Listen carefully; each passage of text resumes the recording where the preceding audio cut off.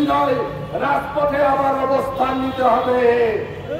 আজকে আমি এনসিপির বন্ধুদের শুধু বলতে চাই, বন্ধুরা, তোমাদের সেদিন আত্মত্যাগের কারণে, তোমরা এই গুলির মুখে চাপিয়ে পড়ার কারণে আজকে দেশের মানুষ মুক্ত হয়েছিল।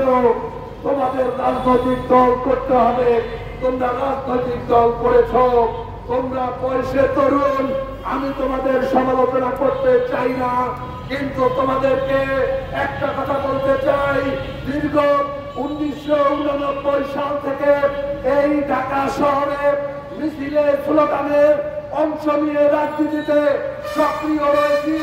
দীর্ঘ রাজনৈতিক অভিজ্ঞতার আলোকে বলতে চাই, তোমরা সবাইকে নিয়ে চলতে শেখো।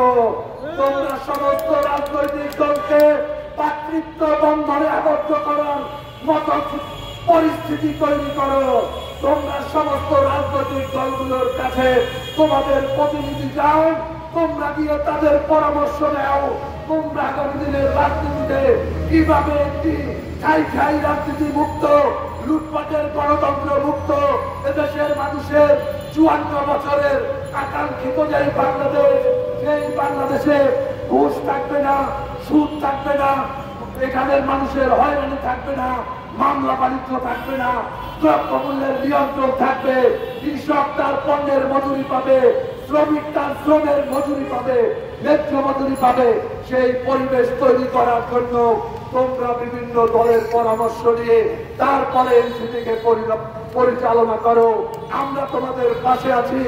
আমরা বিএনপির সাথে দীর্ঘ আন্দোলন সংগ্রামে আমরা বলেছি, আমরা একটি ক্ষুধা দারিদ্র মুক্ত, একটা ইনসাফ ভিত্তিক একটা গণকল্যাণ রাষ্ট্র প্রতিষ্ঠা করার জন্য আমার নেতা মাওলানা মতিন যেই মিশন শুরু করেছে, সেই মিশন আমরা সামনে এগিয়ে নিয়ে যেতে চাই।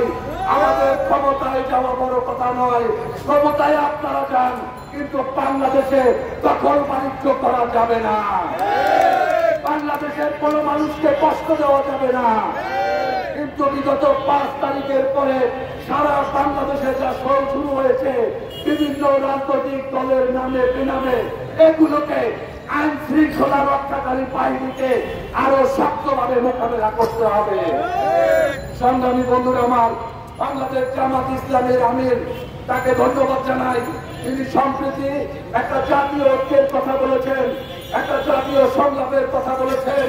আজকে আমরা চাই লেবার পার্টি, আমরা চাই এই যে উপদেষ্টা পরিষদ রয়েছে, এই উপদেষ্টা পরিষদে অনেক আওয়ামী লীগের দোষর রয়েছে, অনেক হাসিনার লেফটেন্যান্ট রয়েছে, আওয়ামী সরকারের অনেক সুবিধাভোগী রয়েছে। ডক্টর মোহাম্মদ ইউনূসকে অবিলম্বে এই উপদেষ্টা পরিষদ এটাকে পুনর্গঠন করতে হবে। এখানে সমস্ত রাজনৈতিক দলগুলোর প্রতিনিধির সমন্বয়ে সর্বদলীয় অন্তর্বর্তীকালীন সরকার আমরা প্রস্তাব করছি।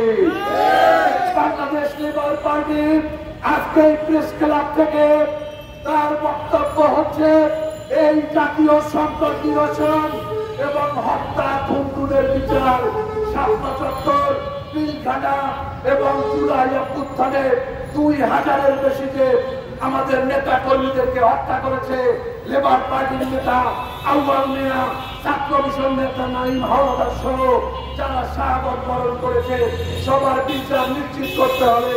সর্বদলীয় অন্তর্বর্তীকালীন সরকার অবিলম্বে গঠন করতে হবে এবং তাদের নেতৃত্বে আগামী নির্বাচন, বিচার এবং সংস্কার কাজ সম্পন্ন করতে হবে।